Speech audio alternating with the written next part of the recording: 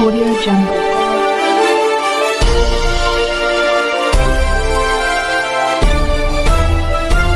Audio Jungle.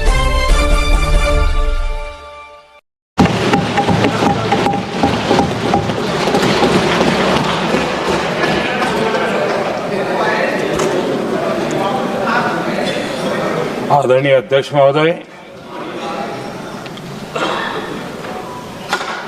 हम सब के लिए और सभी देशवासियों के लिए इतना ही नहीं, विश्व के लोकतंत्र प्रेमी नागरिकों के लिए भी हमारे लिए ये बहुत ही गौरव का पल है। बड़े गर्व के साथ लोकतंत्र के उत्सव को मनाने का एक अवसर है।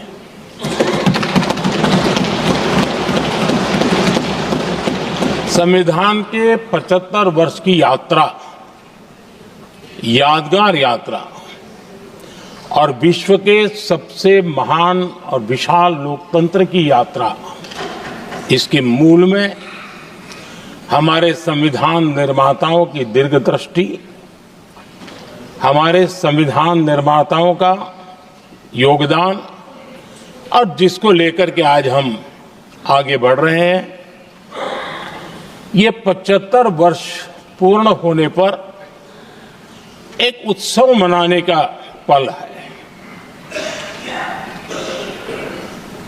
मेरे लिए खुशी की बात है कि संसद भी इस उत्सव में शामिल होकर के अपनी भावनाओं को प्रकट कर रही है।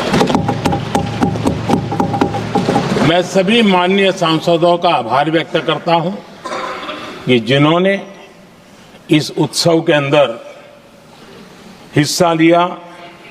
मैं उन सबका अभिनंदन करता हूं। आदरणीय अध्यक्ष जी, 75 वर्ष की उपलब्धि साधारण नहीं है, असाधारण है। और जब देश आजाद हुआ और उस समय भारत के लिए जो जो संभावनाएं व्यक्त की गई थी, उन सभी संभावनाओं को निरस्त करते हुए, परास्त करते हुए भारत का संविधान हमें यहां तक ले आया है। और इसलिए इस महान उपलब्धि के लिए संविधान निर्माताओं के साथ साथ मैं देश के कोटि कोटि नागरिकों का आदरपूर्वक नमन करता हूं, जिन्होंने इस भावना को,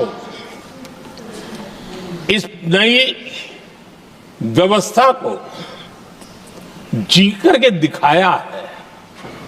संविधान निर्माताओं की जो भावनाएं थी, उसको जीने में पिछले 75 साल भारत का नागरिक हर कसौटी पर खरा उतरा है।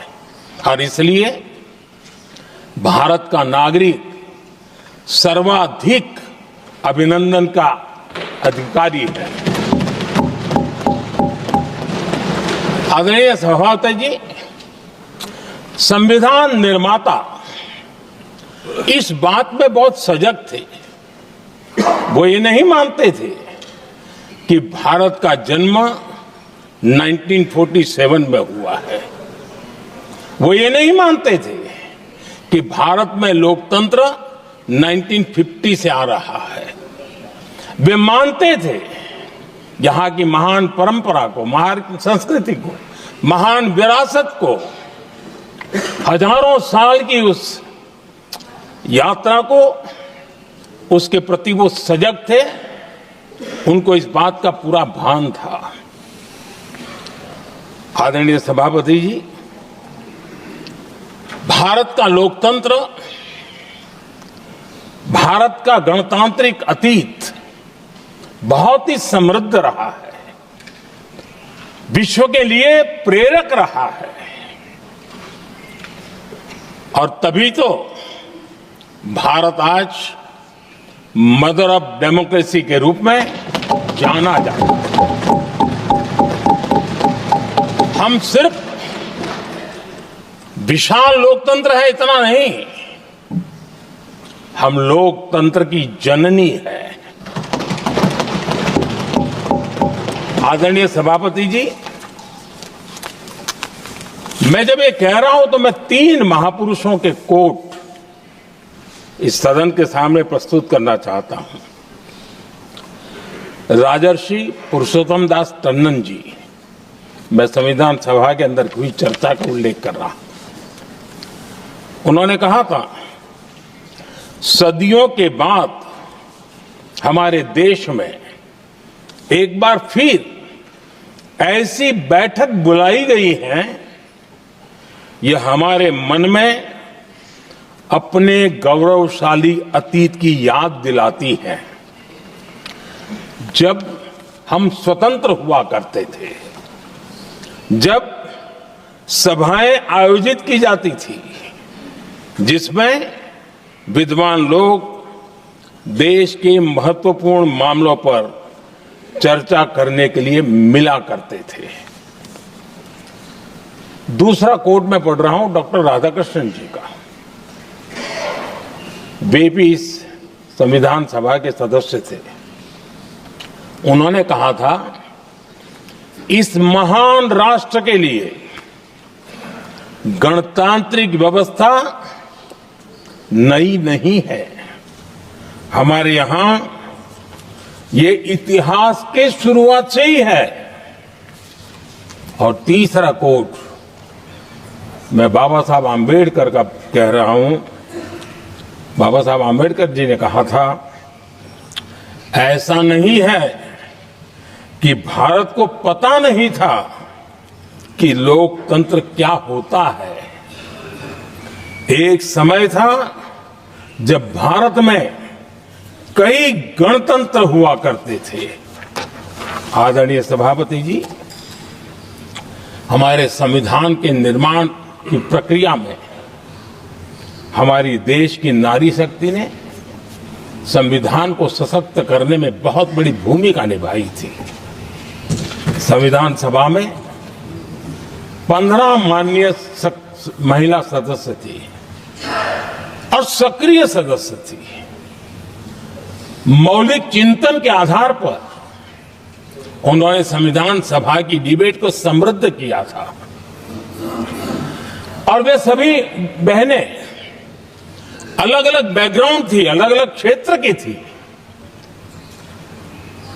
और संविधान में उन्होंने जो जो सुझाव दिए, उन सुझावों का संविधान के निर्माण पर बहुत बड़ा प्रभाव रहा था। और हमारे लिए गर्व की बात है कि दुनिया के कई देश आजाद भी हुए, संविधान भी बने, लोकतंत्र भी चला, लेकिन महिलाओं को अधिकार देने में दशकों बीत गए थे। लेकिन हमारे यहां शुरुआत से ही महिलाओं को वोट का अधिकार संविधान में दिया गया।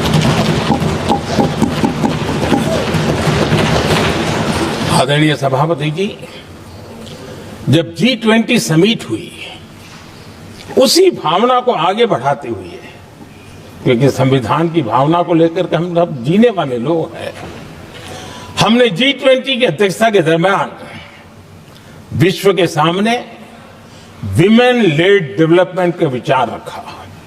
और विश्व के अंदर विमेन डेवलपमेंट से अब आगे जाने की जरूरत है। और इसलिए हमने विमेन लेड डेवलपमेंट की चर्चा को अंजाम दिया।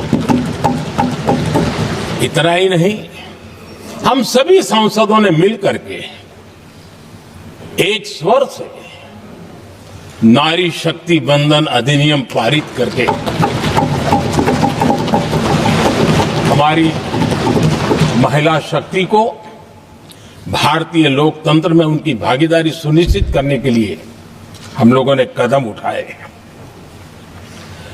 आदरणीय सभापति जी, आज हम देख रहे हैं हर बड़ी योजना के सेंटर में महिलाएं होती है।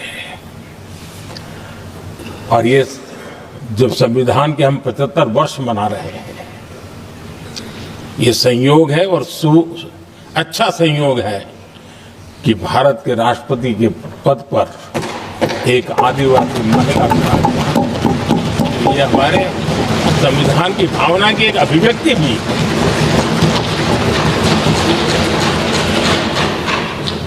आदरणीय सभापति जी, इस सदन में भी लगातार हमारे महिला सांसदों की संख्या बढ़ रही है, उनका योगदान भी बढ़ रहा है।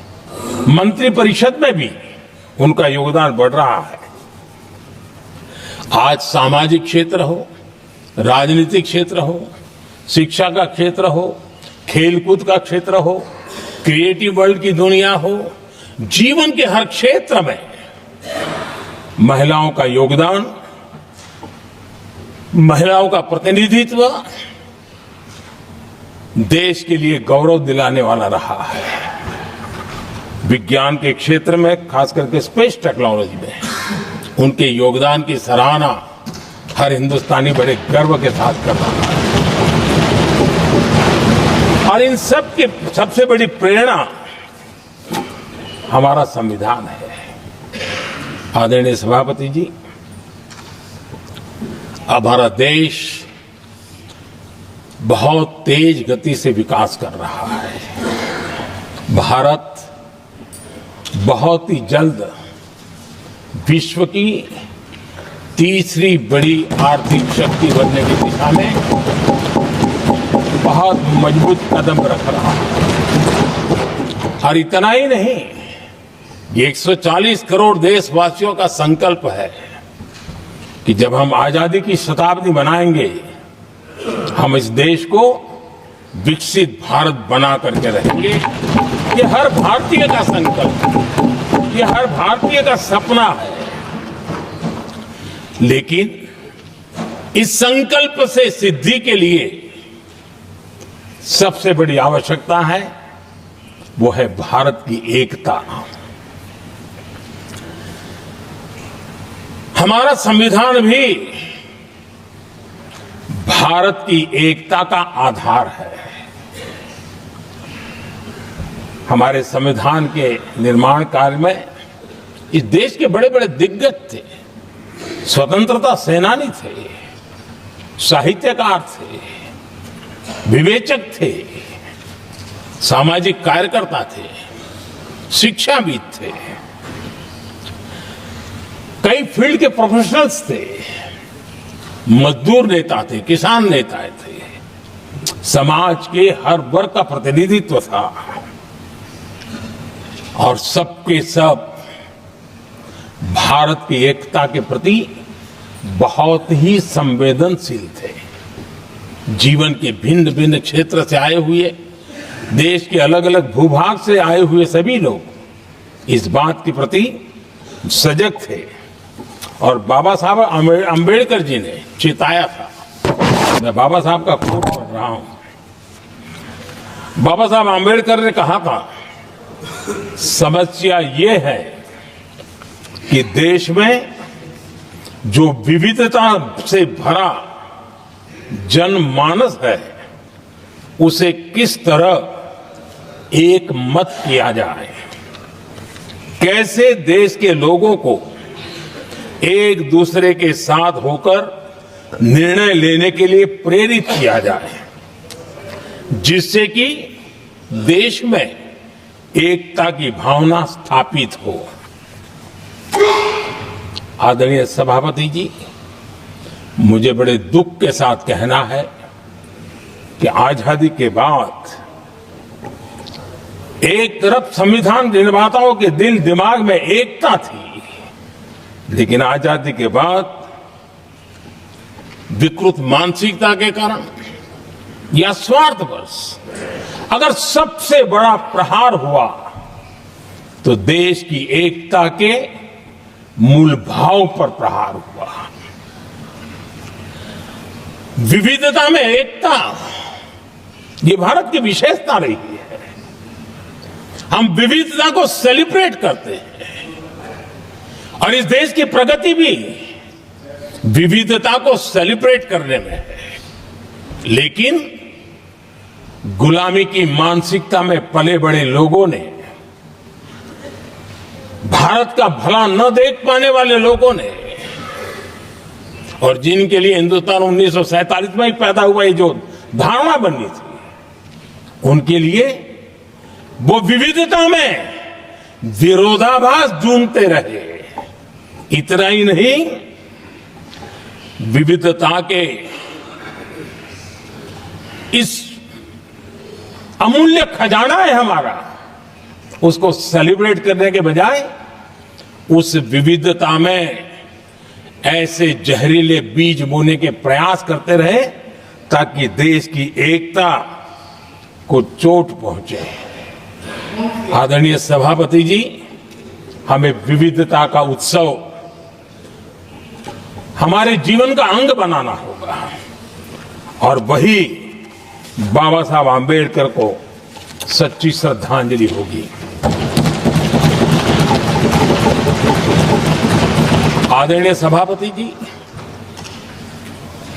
मैं संविधान के प्रकाश में ही मेरी बातों को रखना चाहता हूं, और इसलिए अगर आप हमारी नीतियों को देखेंगे, पिछले 10 साल देश की जनता ने हमें जो सेवा करने का मौका दिया है, हमारी निर्णयों की प्रक्रिया को देखेंगे तो भारत की एकता को मजबूती देने का निरंतर हम प्रयास करते रहे हैं। आर्टिकल 370 देश की एकता में रुकावट बना पड़ा था, दीवार बना पड़ा था। देश की एकता हमारी प्राथमिकता थी, जो कि हमारी संविधान की भावना थी, और इसलिए धारा 370 को हमने जमीन पर काट दिया, क्योंकि देश की एकता हमारी प्राथमिकता है। आदरणीय सभापति जी, इस इतने बड़े विशाल देश में अगर आर्थिक रूप से हमें आगे बढ़ना है, हमारी व्यवस्थाओं को, और विश्व को भी निवेश के लिए आना है, तो भारत में अनुकूल व्यवस्थाएं चाहिए। और उसी में से हमारे देश में एक लंबे अरसे तक जीएसटी को लेकर के चर्चा चलती रही। मैं समझता हूं इकोनॉमिक यूनिटी के लिए जीएसटी ने बहुत बड़ी भूमिका अदा की है। उस समय पहले की सरकार का भी कुछ योगदान है। वर्तमान समय में हमको इसको आगे बढ़ाने का अवसर मिला और हमने इसको किया, और वो भी वन नेशन वन टैक्स उस भूमिका को आगे बढ़ा रहा है। आदरणीय सभापति जी, हमारे देश में राशन कार्ड गरीब के लिए बहुत बड़ी मूल्यवान दस्तावेज रहा है, लेकिन गरीब अगर एक राज्य से दूसरे राज्य जाता था तो गरीब कुछ भी उसके प्राप्त करने का हकदार नहीं बनता था। इतना बड़ा देश पर उसका किसी भी कोने में जाए उसका उतना ही अधिकार है। एकता के उस भाव को मजबूत करने के लिए हमने one nation one ration card की बात को मजबूत। आदरणीय सभापति जी, देश के गरीब को, देश के सामान्य नागरिक को अगर मुफ्त में इलाज मिले तो गरीबी से लड़ने की उसकी ताकत अनेक गुना बढ़ जाती है। लेकिन उसके लिए जहां वो काम करता है वहां पर तो मिल जाए, लेकिन किसी काम बस वो बाहर गया है और वहां पर वो जीवन और मृत्यु की लड़ाई लड़ता हो, ऐसे समय अगर उसको सुविधा नहीं मिलेगी तो व्यवस्था किस काम की। और इसलिए देश की एकता के मंत्र को जीने वाले हम लोगों ने ये तय किया कि one nation one health card, और इसलिए हमने आयुष्मान भारत योजना बनाई। आज बिहार के दूर दराज क्षेत्र का व्यक्ति भी अगर पुणे में कुछ काम कर रहा है और अचानक बीमार हो गया तो उसके लिए आयुष्मान कार्ड होना बहुत इनफ है, उसकी सेवा मिल सकती है। आदरणीय सभापति जी, हम जानते हैं देश में कई बार ऐसा हुआ कि देश के एक हिस्से में बिजली थी, लेकिन बिजली सप्लाई नहीं हो रही थी और उसके कारण दूसरे इलाके में अंधेरा था। और पिछली सरकार में हमने विश्व के अंदर भारत की बदनामी हेडलाइन से हुआ करती थी अंधेरे की, वो दिन हमने देखे हैं। और तब जाकर के एकता के मंत्र को लेकर के संविधान की भावना को जीने वाले हम लोगों ने वन नेशन वन ग्रिड को परिपूर्ण कर दिया। और इसलिए आज बिजली के प्रवाह को निर्विरोध रूप से हिंदुस्तान के हर कोने में ले जाया जा सकता है। आदरणीय सभापति जी, हमारे देश में इंफ्रास्ट्रक्चर में भी भेदभाव की बू आती रही है। हमने उसे मिटा करके देश की एकता को ध्यान में रखते हुए, एक संतुलित विकास को ध्यान में रखते हुए हमने उस भेदभाव, उस भावना को खत्म करके एकता को मजबूत किया। हमने नॉर्थ ईस्ट हो या जम्मू कश्मीर हो, हिमालय की गोद के इलाके हो या रेगिस्तान के सटे हुए इलाके हो, हमने पूरी तरह इंफ्रास्ट्रक्चर को एक सामर्थ्य देने का प्रयास किया है ताकि एकता के भाव को अभाव में से कारण कोई दूरी पैदा न हो, उसमें से बदलने का हमने काम किया। आदरणीय सभापति जी, युग बदल चुका है और हम नहीं चाहते हैं कि डिजिटल के क्षेत्र में हैव्स एंड हैव्स नॉट की स्थिति बन जाए। देश के लिए समान रूप से, और इसलिए दुनिया के अंदर बड़े गर्व के साथ हम कहते हैं कि भारत का जो डिजिटल इंडिया की जो सक्सेस स्टोरी है, उसका एक कारण है हमने टेक्नोलॉजी को डेमोक्रेटाइज करने का प्रयास किया है। और उसी का भाग है कि हमारे संविधान निर्माताओं ने हमें दिशा दिखाई है कि हमने ऑप्टिकल फाइबर हिंदुस्तान की हर पंचायतों तक ले जाने का प्रयास किया है ताकि भारत की एकता को मजबूती देने में हमें ताकत मिले। आदरणीय सभापति जी, हमारा संविधान की अपेक्षा है एकता की, और इसी को ध्यान में रखते हुए हमने मातृभाषा के महात्म्य को स्वीकारा है। मातृभाषा को दबा करके हम देश के जनमानस को संस्कारित नहीं कर सकते, और इसलिए हमने न्यू एजुकेशन पॉलिसी में भी मातृभाषा को बहुत बल दिया है। और अब मेरे देश का गरीब का बच्चा भी मातृभाषा में डॉक्टर इंजीनियर बन सकता है, क्योंकि हमारा संविधान सबसे पीछे है, उनकी सबसे दरकार करने का हमें आदेश देता है। इतना ही नहीं, हमने क्लासिकल लैंग्वेज की दिशा में भी कई लैंग्वेजेस जो जिनका हक बनता था, उनको हमने उस स्थान पर रख करके हमने उनका सम्मान किया था। देश भर में एक भारत श्रेष्ठ भारत का अभियान देश के एकता को मजबूत, नई पीढ़ी को वो संस्कारित करने का काम हमारी तरफ से चल रहा है। आदरणीय सभापति जी, काशी तमिल संगमम और तेलुगु काशी संगमम ये आज एक बहुत बड़ा इंस्टीट्यूशनलाइज हुआ है और समाज के निकटता को मजबूती देने का एक सांस्कृतिक प्रयास भी हमारा चलता रहा है, क्योंकि उसका कारण यही है कि संविधान की मूल धारा में भारत की एकता का महात्म्य स्वीकार किया गया है और उसको हमें बल देना चाहिए। आदरणीय सभापति जी, संविधान के आज 75 वर्ष हो रहे हैं, लेकिन हमारे यहां तो 25 वर्ष का भी महत्व होता है, 50 वर्ष का भी महत्व होता है, 60 साल का भी महत्व होता है। जरा हम इतिहास की तरफ नजर करें कि संविधान यात्रा के इन महत्वपूर्ण पड़ाव का क्या हुआ था।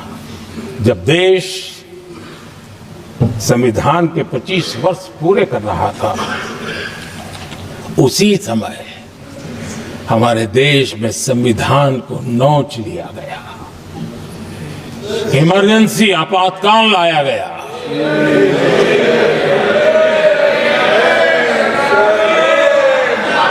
संवैधानिक व्यवस्थाओं को समाप्त कर दिया गया, देश को जेल खाना बना दिया गया, नागरिकों के अधिकारों को लूट लिया गया, प्रेस की स्वतंत्रता को ताले लगा दिए गए और कांग्रेस के माथे पर ये जो पाप है ना, वो कभी भी धुलने वाला नहीं है, कभी भी धुलने वाला। यह सिर्फ हिंदुस्तान में, दुनिया में जब जब लोकतंत्र की चर्चा होगी, कांग्रेस के माथे का ये पाप कभी धुलने वाला नहीं है, क्योंकि लोकतंत्र का गला घोंट दिया गया था। भारत के संविधान निर्माताओं की तपस्या को मिट्टी में मिलाने की कोशिश की गई थी। आदरणीय सभापति जी, जब 50 साल हुए तब क्या भुला दिया गया था?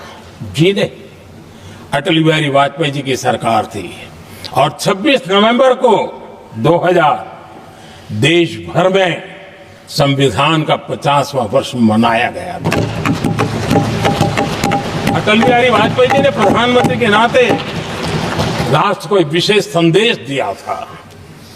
एकता, जनभागीदारी, साझेदारी, उसके महत्व पर बल देते हुए उन्होंने संविधान की भावना को जीने का प्रयास किया था, जनता को जगाने का भी प्रयास किया था। और अध्यक्ष जी, जब देश संविधान का 50 वर्ष मना रहा था और जब 50 वर्ष की पूर्णाहुति हुई, तो ये मेरा भी सौभाग्य था कि मुझे भी संविधान की प्रक्रिया से मुख्यमंत्री बनने का अवसर मिल गया।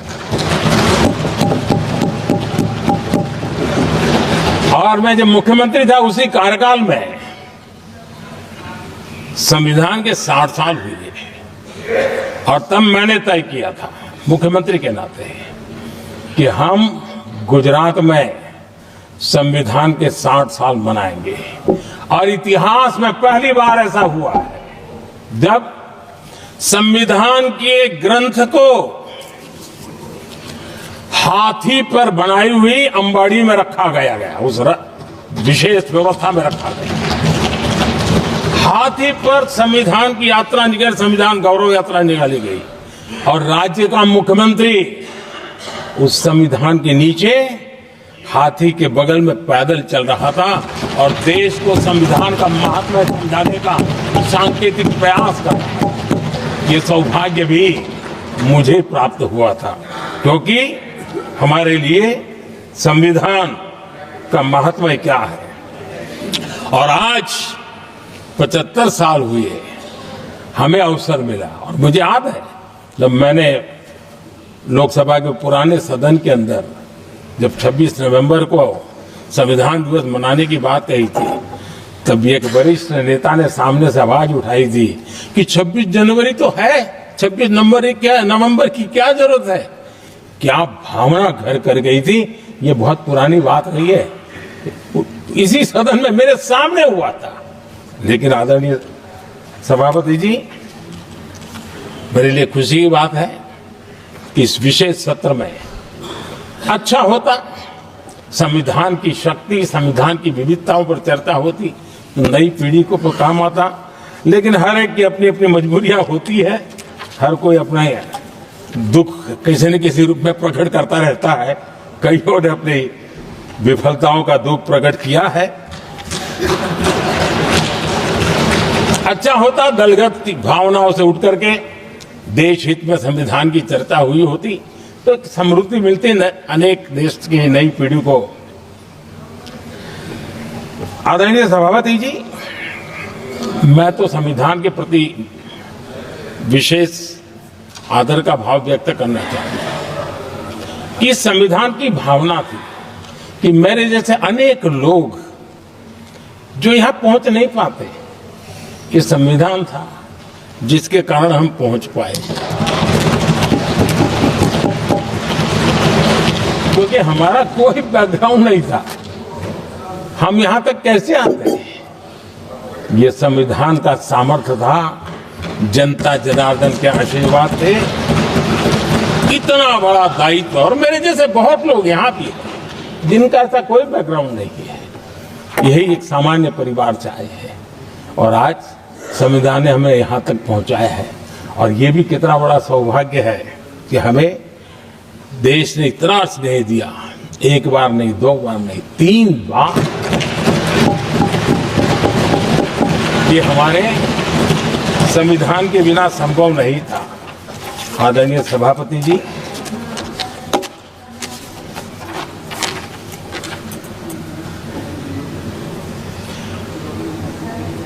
उतार चढ़ाव तो आए, कठिनाइयां भी आई, रुकावटें भी आई, लेकिन मैं फिर एक बार देश की जनता को नमन करता हूं कि देश की जनता पूरी ताकत के साथ संविधान के साथ खड़ी रही।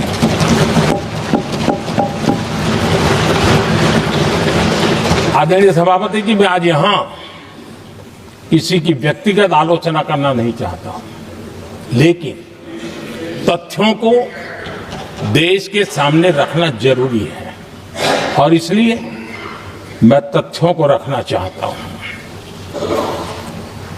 कांग्रेस के एक परिवार ने संविधान को चोट पहुंचाने में कोई कोर कसर नहीं छोड़ी है।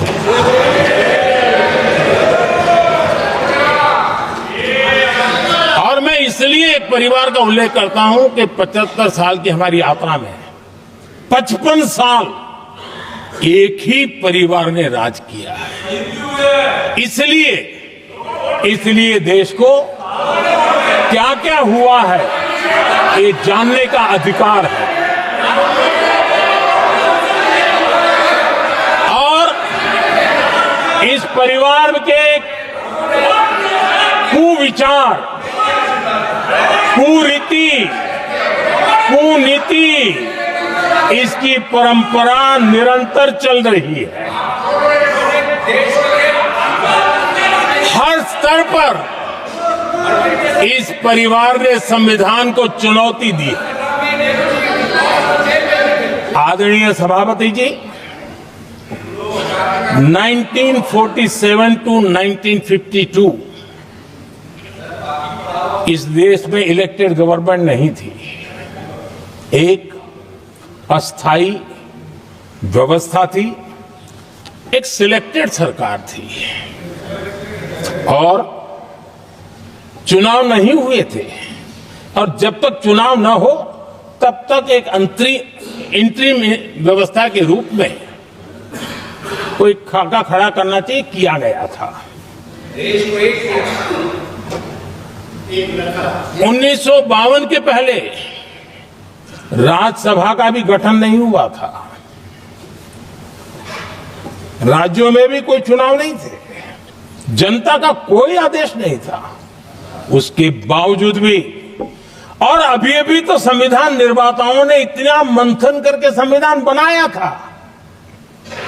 1951 में जबकि चुनी हुई सरकार नहीं थी, उन्होंने ऑर्डिनेंस करके संविधान को बदला और किया क्या? अभिव्यक्ति की आजादी पर हमला कर दिया गया।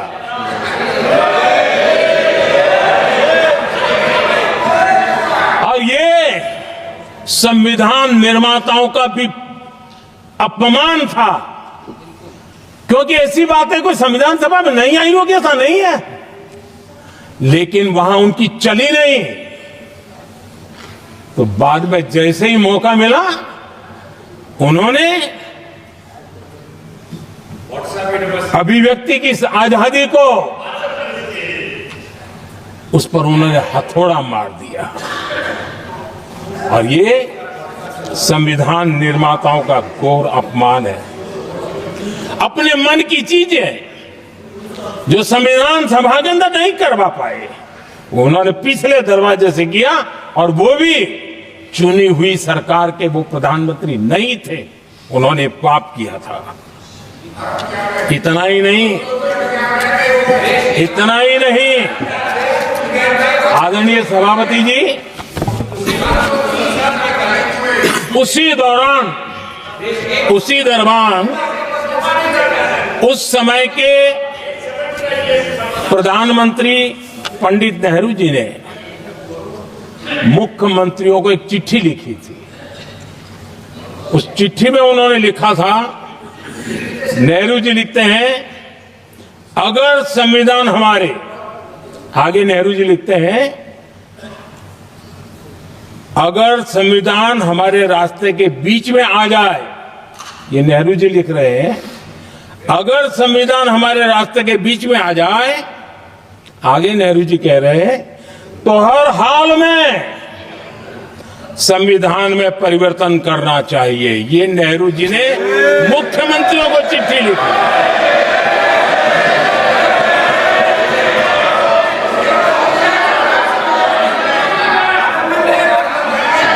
और आदरणीय सभापति जी, ये भी देखिए, 1951 में ये पाप किया गया, लेकिन देश चुप नहीं था। उस समय राष्ट्रपति डॉक्टर राजेंद्र प्रसाद जी ने चेताया, ये गलत हो रहा है। उस समय स्पीकर पद पर बैठे हुए हमारे स्पीकर महोदय ने भी पंडित जी को कहा, गलत कर रहे हो। इतना ही नहीं, आचार्य कृपलानी जी, जयप्रकाश नारायण जैसे महान कांग्रेसी लोगों ने भी पंडित नेहरू ने कहा कि ये रोको, लेकिन पंडित जी का अपना संविधान चलता था और इसलिए उन्होंने इतने वरिष्ठ महानुभावों की सलाह मानी नहीं और उसे भी उन्होंने दरकिनार कर दिया। और आदरणीय सभापति जी, ये संविधान संशोधन करने का ऐसा खून कांग्रेस के मुंह लग गया कि समय समय पर वो संविधान का शिकार करती रही। ये खून मुंह पे लग गया। इतना ही नहीं, संविधान के स्पिरिट को लहू लहान करती रही। आदरणीय सभापति जी, करीब 6 दशक में 75 बार संविधान बदला गया। आदरणीय सभापति जी, जो बीज देश के पहले प्रधानमंत्री जी ने बोया था, उस बीज को खाद पानी देने का काम एक और प्रधानमंत्री ने किया। उनका नाम था श्रीमती इंदिरा गांधी।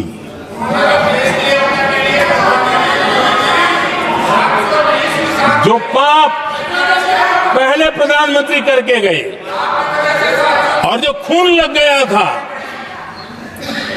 1971 में, सुप्रीम कोर्ट का एक फैसला आया था। उस सुप्रीम कोर्ट के फैसले को संविधान बदल करके पलट दिया गया और 71 में ये संविधान संशोधन किया गया था। और क्या था, उन्होंने हमारे देश की अदालत के पंख काट दिए थे और यहां पर तो किया था कि संसद संविधान के किसी भी आर्टिकल में जो मर्जी पड़े वो कर सकती है और अदालत उसकी तरफ देख भी नहीं सकती है। अदालत के सारे अधिकारों को छीन लिया गया था। ये पाप 1971 में उस समय की प्रधानमंत्री श्रीमती इंदिरा गांधी ने किया था।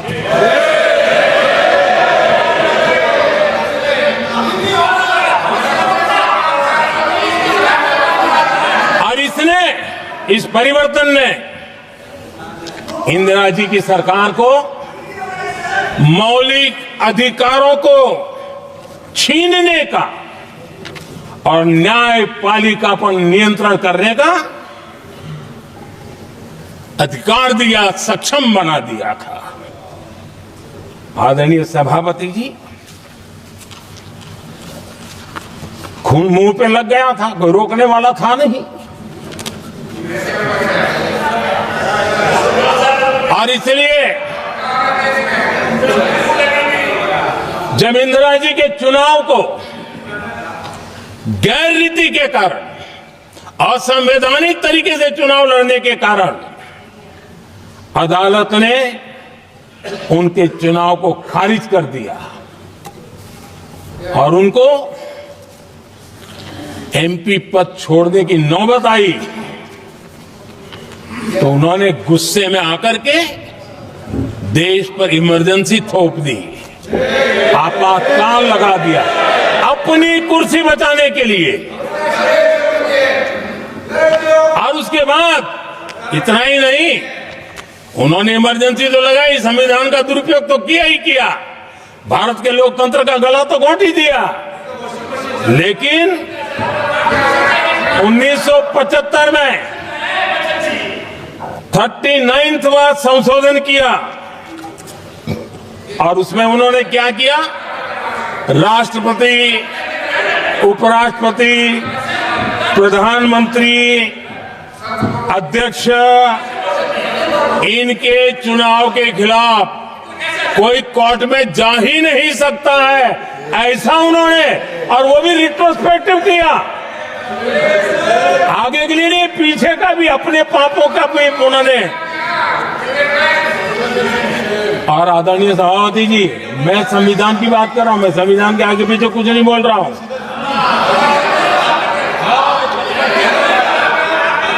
आदरणीय सभापति जी,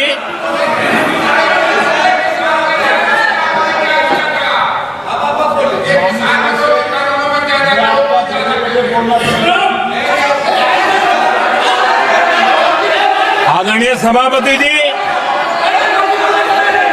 इमरजेंसी में लोगों के अधिकार छीन लिए गए, देश के हजारों लोगों को जेलों में ठूंस दिया गया,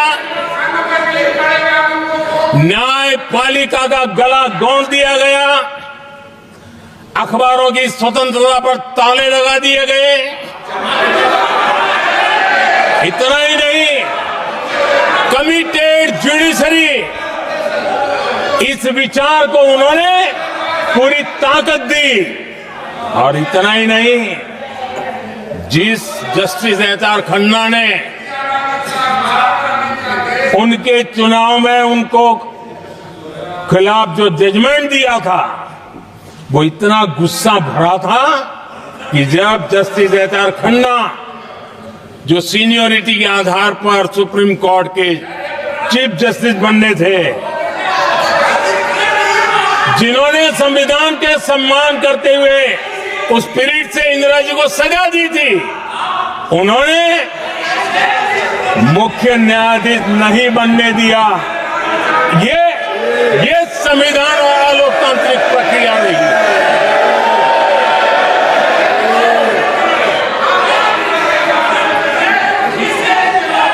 आदरणीय सभापति जी,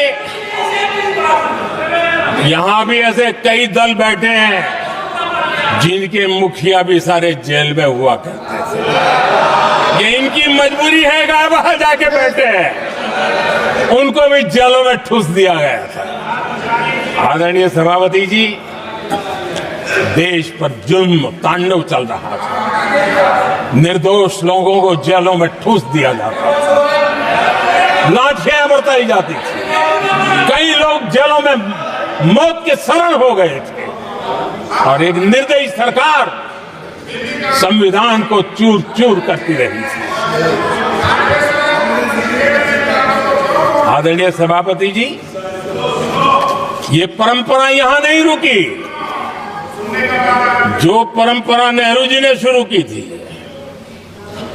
जिसको दूसरे प्रधानमंत्री जी इंदिरा जी ने आगे बढ़ाया, क्योंकि खून मुंह पे लग गया था, और इसलिए राजीव गांधी जी प्रधानमंत्री बने। उन्होंने संविधान को एक और गंभीर झटका दे दिया। सबको समानता, सबको समानता, सबको न्याय, उस भावना को चोट पहुंचाई। आदरणीय सभापति जी, आपको मालूम है, सुप्रीम कोर्ट ने शाहबानो का जजमेंट दिया था। एक भारत की महिला को न्याय देने का काम संविधान की मर्यादा और स्पिरिट के आधार पर देश की सुप्रीम कोर्ट ने दिया था। एक वृद्ध महिला को उसका हक मिला था सुप्रीम कोर्ट से, लेकिन उस समय के प्रधानमंत्री राजीव गांधी ने शाह मानो कि उस भावना को, सुप्रीम कोर्ट की उस भावना को नकार दिया और उन्होंने वोट बैंक की राजनीति के खातिर संविधान की भावना को बलि चढ़ा दिया और कट्टरपंथियों के सामने सर झुकाने का काम कर दिया। उन्होंने न्याय के लिए तड़प रही एक वृद्ध महिला को साथ देने के बजाय उन्होंने कट्टरपंथियों का साथ दिया। संसद में कानून बना करके सुप्रीम कोर्ट के निर्णय को फिर एक बार पलट दिया गया। आदरणीय सभापति जी, बात वहां से नहीं अटकी है। नेहरू जी ने शुरू किया, इंदिरा जी ने आगे बढ़ाया और राजीव जी ने भी उसको ताकत दी, खाद पानी देने का काम किया। क्यों? संविधान के साथ खिलवाड़ करने का लहू उनके मुंह लग गया। आदरणीय सभापति जी, अगली पीढ़ी भी इसी खिलवाड़ में जुड़ी पड़ी है। एक किताब को मैं कोट कर रहा हूं, उस किताब में जो लिखा गया है और उसमें प्रधानमंत्री उस समय के मेरे पहले जो प्रधानमंत्री थे उनको कोट किया है। उन्होंने कहा है, मुझे यह स्वीकार करना होगा कि पार्टी अध्यक्ष सत्ता का केंद्र है। ये मनमोहन सिंह जी ने कहा है, जो एक किताब में लिखा गया है। मुझे यह स्वीकार करना होगा कि पार्टी अध्यक्ष सत्ता का केंद्र है। सरकार पार्टी के प्रति जवाबदेह है। इतिहास में पहली बार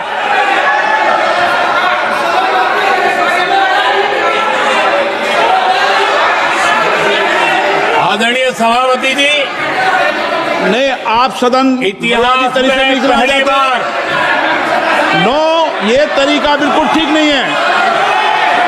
सदन के नेता बोल रहे हैं, आपको मर्यादा रखनी चाहिए।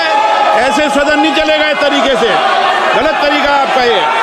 माननीय प्रधानमंत्री जी, आदरणीय सभापति जी, इतिहास में पहली बार संविधान को ऐसी गहरी चोट पहुंचा दी गई। संविधान निर्माताओं ने चुनी हुई सरकार और चुने हुए प्रधानमंत्री की कल्पना तक ही हमारा संविधान था, लेकिन इन्होंने तो प्रधानमंत्री के ऊपर एक गैर संवैधानिक, और जिसने कोई शपथ भी नहीं लिया था, नेशनल एडवाइजरी काउंसिल पीएमओ के भी ऊपर बैठा दिया। पीएमओ के ऊपर अघोषित दर्जा दे दिया गया।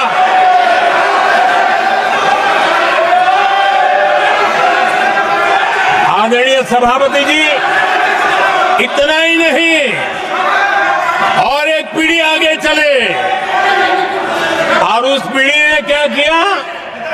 भारत के संविधान के तहत देश की जनता जनार्दन सरकार चुनती है और वो सरकार का मुखिया कैबिनेट बनाता है। ये संविधान के तहत है। इस कैबिनेट ने जो निर्णय किया, संविधान का अपमान करने वाले अहंकार से भरे लोगों ने पत्रकारों के सामने कैबिनेट के निर्णय को फाड़ दिया। संविधान को हर मौके पर संविधान के साथ खिलवाड़ करना, संविधान को न मानना, ये जिनकी आदत हो गई थी। और दुर्भाग्य देखिए, एक अहंकारी व्यक्ति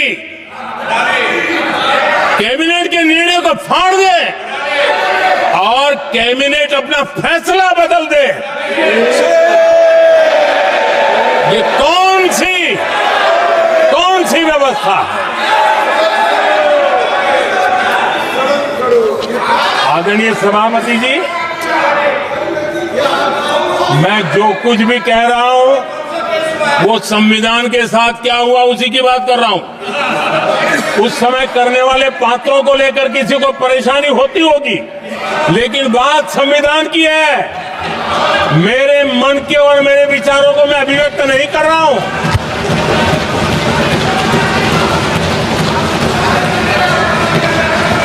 आदरणीय सभापति जी, कांग्रेस ने निरंतर संविधान की अवमानना की, संविधान के महत्व को कम किया। कांग्रेस इसके अनेक उदाहरणों से भरा पड़ा हुआ है। संविधान के साथ धोखेबाजी कैसे करते थे, संवैधानिक संस्थाओं को कैसे नहीं मानते थे, इस देश में बहुत कम लोगों को मालूम होगा। 370 की तो पता है सबको, 35A का पता बहुत कम है। संसद में आए बिना, जबकि संसद में आना पड़ता, संसद को ही अस्वीकार कर दिया गया। भारत के संविधान का अगर कोई पहला पुत्र है तो ये संसद है, उसको भी उन्होंने गला घोटने का काम किया। 35A जो संसद में लाए बिना उन्होंने देश पर थोप दिया, और अगर 35A न होता तो जम्मू कश्मीर में जो हालत पैदा हुई वो हालत पैदा न हुई होती। राष्ट्रपति के आदेश पर यह काम किया गया और देश की संसद को अंधेरे में रखा गया। आदरणीय सभापति, ये संसद का अधिकार था, कोई अपनी मनमानी से नहीं कर सकता था, लेकिन और उनके पास बहुमत था, कर सकते थे, लेकिन वो नहीं किया क्योंकि पेट में पाप था, देश की जनता से छुपाना चाहते थे। आदरणीय सभापति जी, इतना ही नहीं, बाबा साहब आंबेडकर जिनके प्रति आज सम्मान का भाव सब कोई अनुभव कर रहा है, और हम लोगों के लिए तो बहुत विशेष है, क्योंकि हम लोगों के लिए तो जीवन में बहुत बड़ी जो कुछ भी रास्ते मिले ना वहीं से मिले हैं। आदरणीय सभापति जी,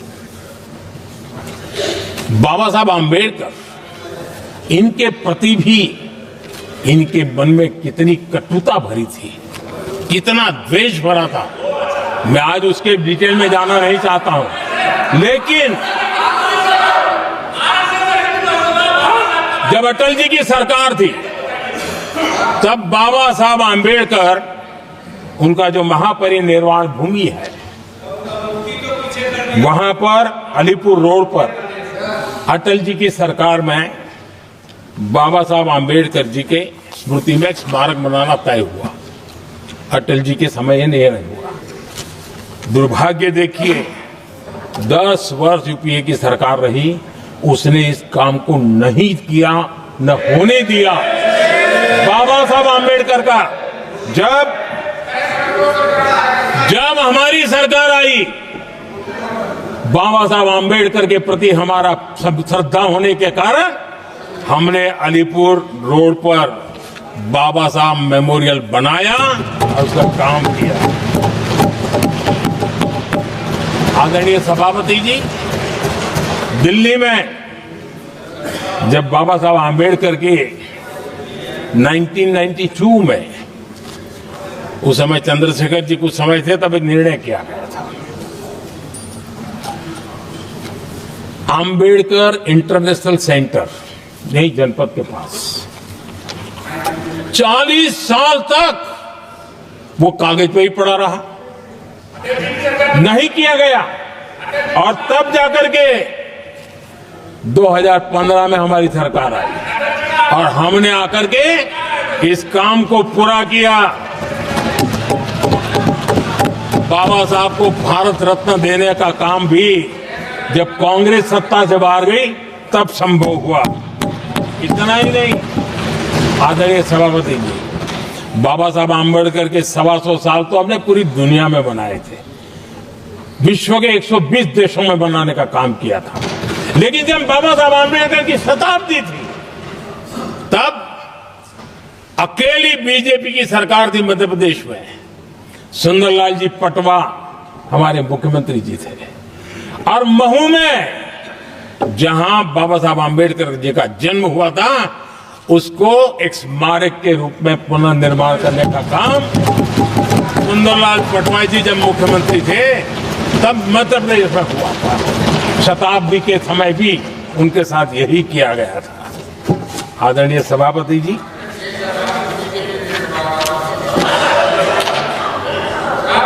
हमारे देश में बाबा साहब आंबेडकर एक दीर्घदृष्टा थे। समाज के दबे कुचले लोगों को मुख्य धारा में लाने के लिए वो प्रतिबद्ध थे और एक लंबे सोच के साथ भारत को अगर विकसित होना है तो भारत का कोई अंग दुर्बल नहीं रहना चाहिए, ये चिंता बाबा साहब को सताती थी।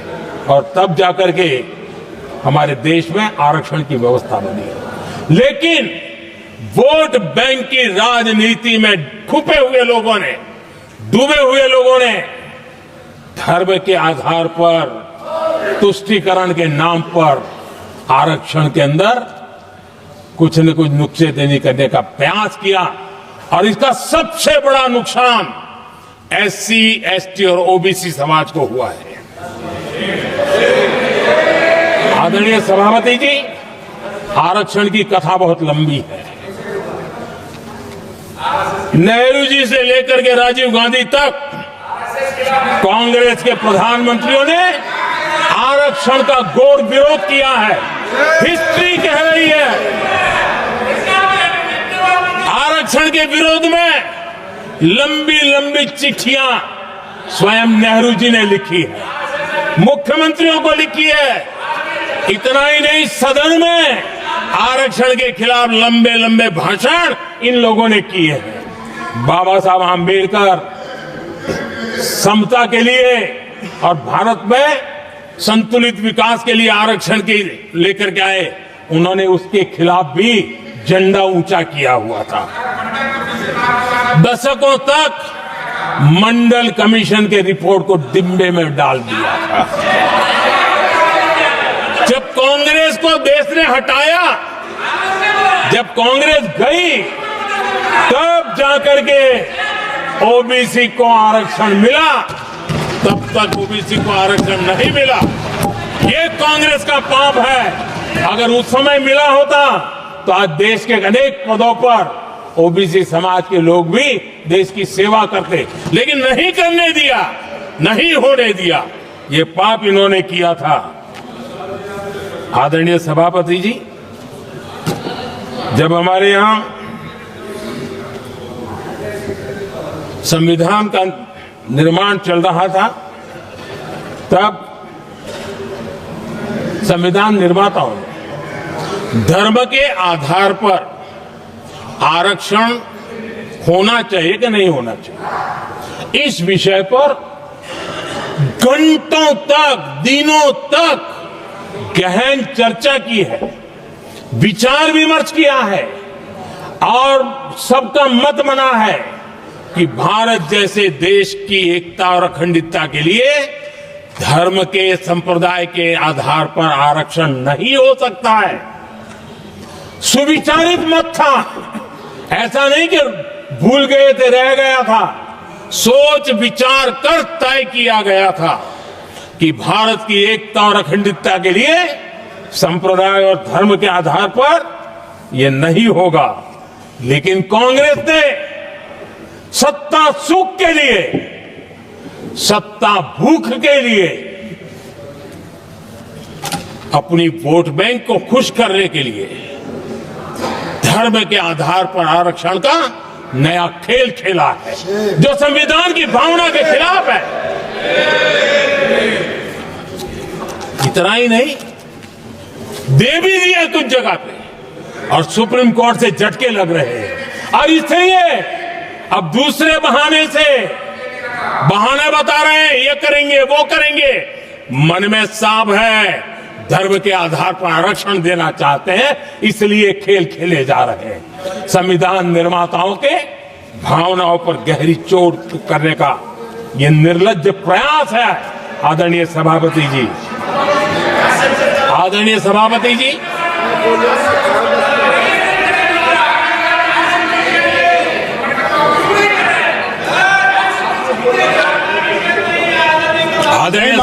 सबने बोला तो और विषय, ये तरीका ठीक नहीं। आपके नेता ने बोला, आपने बोला दोबारा बात मत करो। जिसकी भी मैं चर्चा करना चाहता हूं और वो ज्वलंत विषय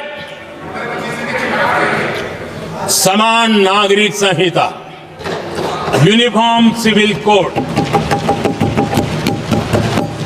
ये विषय भी संविधान सभा के ध्यान बाहर नहीं था। संविधान सभा ने यूनिफॉर्म सिविल कोड को लेकर के लंबी चर्चा की, गहन चर्चा की और उन्होंने बहस के बाद निर्णय किया कि अच्छा होगा कि जो भी सरकार चुन करके आए वो उसका निर्णय करे और देश में यूनिफॉर्म सिविल कोड लागू करे। ये संविधान सभा का आदेश था। और बाबा साहब आंबेडकर ने कहा था, जो लोग संविधान को समझते नहीं है, देश को समझते नहीं है, सत्ता भूख सेवा कुछ पड़ा नहीं है, उनको पता नहीं है बाबा साहब ने क्या कहा था। बाबा साहब ने कहा था, धार्मिक आधार पर बने। ये मैं बाबा साहब की बात कर रहा हूं, इतना वीडियो कट करके घुमाना मत। आदरणीय सभापति जी, बाबा साहब ने कहा था, धार्मिक आधार पर बने पर्सनल लॉ को खत्म करने की बाबा साहब ने जोरदार वकालत की थी। उस समय के सदस्य के.एम. मुंशी जी ने कहा था, समान नागरिक संहिता को राष्ट्र की एकता और आधुनिकता के लिए अनिवार्य बताया था। कमा मुंशी जी ने। सुप्रीम कोर्ट ने भी कई बार कहा है कि देश में यूनिफॉर्म सिविल कोड जल्द से जल्द लाना चाहिए। सरकारों को आदेश दिए हैं सुप्रीम कोर्ट ने। और उसी संविधान की भावना को ध्यान में रखते हुए, संविधान निर्माताओं की भावनाओं को ध्यान में रखते हुए हम पूरी ताकत से लगे हुए हैं सेक्युलर सिविल कोड के लिए। और आज कांग्रेस के लोग संविधान निर्माताओं की भावना का भी, सुप्रीम कोर्ट की भावना का भी अनादर कर रहे हैं, क्योंकि उनकी राजनीति को सूट नहीं करता है। उनके लिए संविधान वो पवित्र ग्रंथ नहीं है, उनके लिए एक हथियार है राजनीति का। खेल खेलने का हथियार बना दिया। लोगों को डराने के लिए संविधान को हथियार बनाया जाता है। आदरणीय सभापति जी, और ये कांग्रेस पार्टी, उनको तो संविधान शब्द भी उनके मुंह में शोभा नहीं देता है। इसलिए जो अपनी पार्टी के संविधान को नहीं मानते हैं, जिन्होंने अपनी पार्टी के संविधान को कभी स्वीकार नहीं किया है, क्योंकि संविधान को स्वीकार करने के लिए एक लोकतांत्रिक स्पिरिट लगता है जो जिनकी रगों में नहीं है। सत्तावाद और परिवारवाद भरा पड़ा है। अब आप देखिए जो कैसी शुरुआती कितनी गड़बड़ हुई है। मैं कांग्रेस की बात कर रहा हूं। 12 कांग्रेस की प्रदेश की कमेटियों ने, 12 प्रदेश कमेटियों ने सरदार पटेल के नाम पर सहमति दी थी। नेहरू जी के साथ एक भी कमेटी नहीं थी, नॉट अ सिंगल। संविधान के तहत सरदार साहब ही देश के प्रधानमंत्री बनते हैं, लेकिन लोकतंत्र में श्रद्धा नहीं, खुद के संविधान पर विश्वास नहीं, खुद के ही संविधान को स्वीकारना नहीं, और सरदार साहब देश के प्रधानमंत्री नहीं बन सके और ये बैठ गए। जो लोग अपनी पार्टी के संविधान को, जो लोग अपनी पार्टी के संविधान को नहीं मानते, वो कैसे देश के संविधान को स्वीकार कर सकते हैं?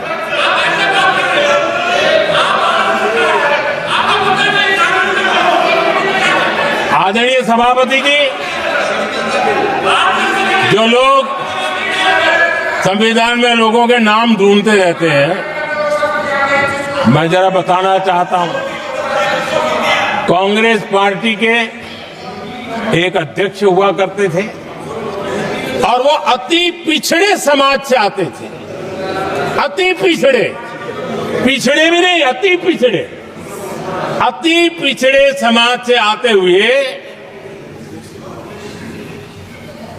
उनके अध्यक्ष श्रीमान सीताराम केसरी जी, कैसा अपमान किया गया, कहते हैं बाथरूम में बंद कर दिया गया, उठा करके फुटपाथ पर फेंक दिया गया।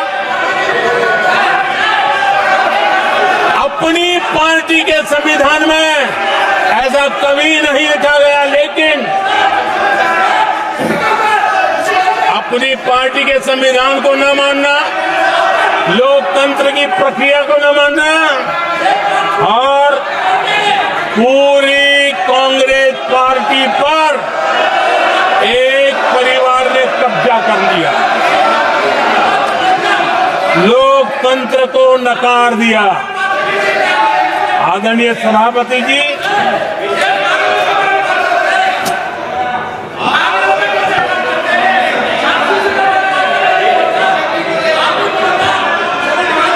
तो आपके सदस्यों ने क्या क्या बोला था, ठीक नहीं है।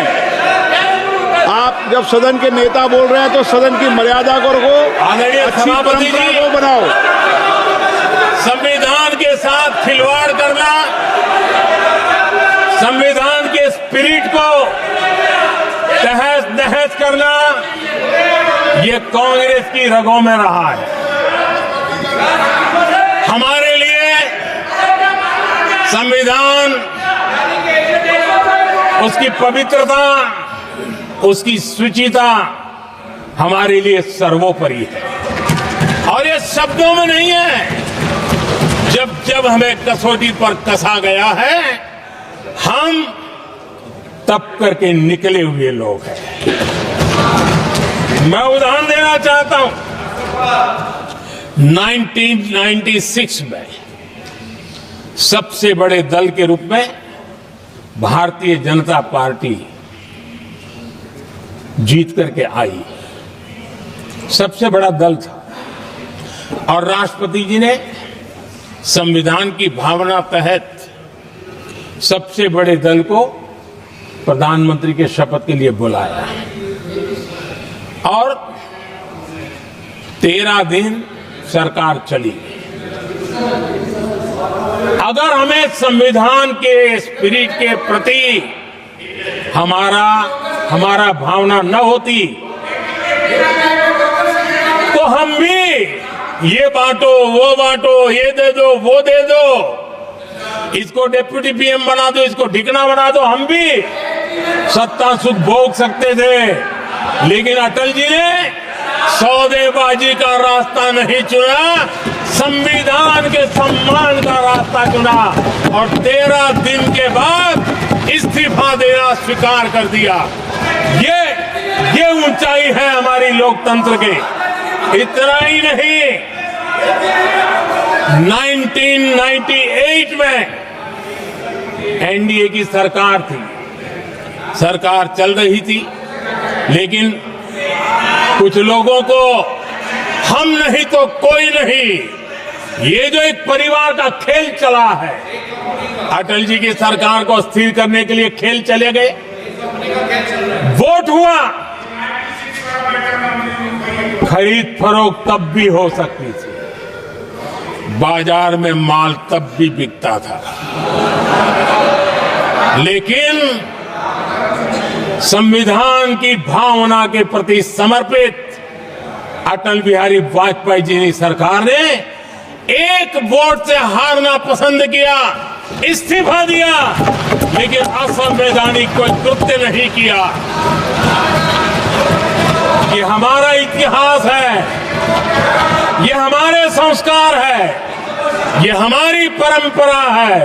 और दूसरी तरफ अदालत ने भी जिस पर थप्पा मार दिया, कैश फॉर वोट का कांड, एक लघुमती सरकार को बचाने के लिए संसद में नोटों के ढेर साक्ष्य के रूप में रखे गए, असंवैधानिक तरीका। सरकार बचाने के लिए भारत के लोकतंत्र की भावना को बाजार बना दिया गया, वोट खरीदे गए। आदरणीय सभापति जी, 90 के दशक में कई सांसदों को रिश्वत देने का पाप, ये संविधान की भावना थी कि 140 करोड़ वासियों के मन में जो लोकतंत्र पनपा है, उस लोकतंत्र के साथ ये खिलवाड़। कांग्रेस के लिए सत्ता सुख, सत्ता की भूख, यही एकमात्र कांग्रेस का इतिहास है, कांग्रेस का वर्तमान है। आदरणीय सभापति जी, 2014 के बाद एनडीए को सेवा का मौका मिला, संविधान और लोकतंत्र को मजबूती मिली। ये पुरानी जो बीमारियों थी, उस बीमारी से मुक्ति का हमने एक अभियान चलाया। बीते 10 साल यहां से पूछा गया, हमने भी संविधान संशोधन किए। जी हां, हमने भी संविधान संशोधन किए हैं, देश की एकता के लिए, देश की अखंडता के लिए, देश के उज्जवल भविष्य के लिए और संविधान की भावना के प्रति पूर्ण समर्पण के साथ किए हैं। हमने संविधान संशोधन किया, क्यों किया? इस देश का ओबीसी समाज तीन दशक से ओबीसी कमीशन को संवैधानिक दर्जा देने के लिए मांग कर रहा है। ओबीसी के सम्मान के लिए, उसको संवैधानिक दर्जा देने के लिए हमने संविधान संशोधन किया है। हमें गर्व है ये करने का। समाज के दबे कुचले लोगों को उनके साथ खड़े होना, ये हम अपना कर्तव्य मानते हैं, इसलिए संविधान संशोधन किया। आदरणीय सभापति जी, इस देश में एक बहुत बड़ा वर्ग था, वो किसी भी जाति में क्यों न जन्मा हो, लेकिन गरीबी के कारण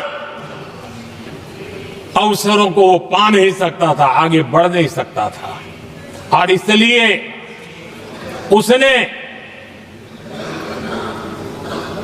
असंतोष की ज्वाला भड़क रही थी और सबकी मांग रहती थी, कोई निर्णय नहीं करता था। हमने संविधान संशोधन किया, सामान्य जन के गरीब परिवार के 10% आरक्षण का किया, और ये पहला आरक्षण का संशोधन था। देश में कोई विरोध का स्वर नहीं उठा, हर किसी ने प्यार से उसको स्वीकार किया।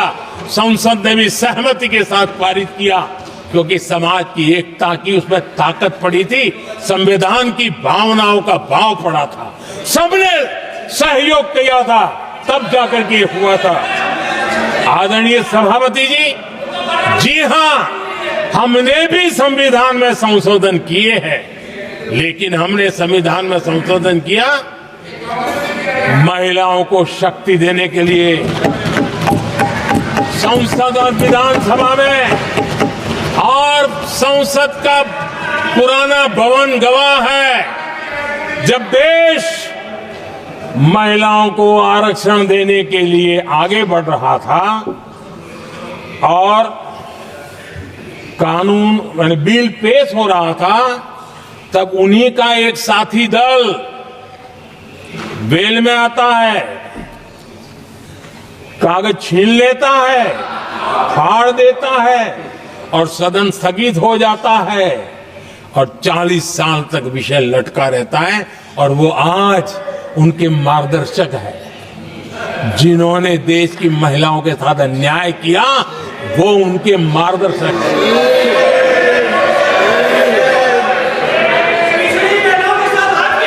आदरणीय सभापति जी, हमने संविधान संशोधन किया, हमने देश की एकता के लिए किया। बाबा साहब आंबेडकर का संविधान 370 की दीवार के कारण जम्मू कश्मीर की तरफ देख भी नहीं सकता था। हम चाहते थे बाबा साहब आंबेडकर का संविधान हिंदुस्तान के हर हिस्से में लगना चाहिए और इसलिए बाबा साहब को श्रद्धांजलि भी देनी थी, देश की एकता को मजबूत करना था। हमने संविधान संशोधन किया, डंके की चोट पर किया और 370 को हटाया और भारत की सुप्रीम कोर्ट ने भी अब तो उसको मोहर लगा दी है। आदरणीय सभापति जी, हमने 370 का हटाने के लिए संशोधन किया। हमने ऐसे कानून भी बनाए। जब देश का विभाजन हुआ, महात्मा गांधी समेत देश के वरिष्ठ नेताओं ने सार्वजनिक रूप से कहा था कि पड़ोस के जो हमारे देश हैं, जहां जो माइनॉरिटीज है, वो जब भी संकट में आएगी तो उनकी चिंता ये देश करेगा। गांधी जी ने का वचन था, जो उनके नाम पर सत्ता पर चढ़ जाते थे उन्होंने तो पूरा नहीं किया, हमने सीएए ला करके उसको पूरा किया। वो कानून हमने लाया, हमने किया है और गर्व के साथ आज भी हम उसको ओन कर रहे हैं, मुंह नहीं छुपाते हैं, क्योंकि देश के संविधान की भावना के साथ मजबूती के साथ खड़े रहने का हमने काम किया। आदरणीय सभापति जी, हमने जो संविधान संशोधन किए हैं वो पुरानी गलतियों को ठीक करने के लिए किए और हमने एक उज्जवल भविष्य का रास्ता मजबूत करने के लिए किए हैं और समय बताएगा, समय की कसौटी पर हम खरे उतरेंगे, क्योंकि वो सत्ता स्वार्थ के लिए किया गया पाप नहीं है, हमने देश हित में किया हुआ पुण्य है। और इसलिए हमें जो सवाल पूछते हैं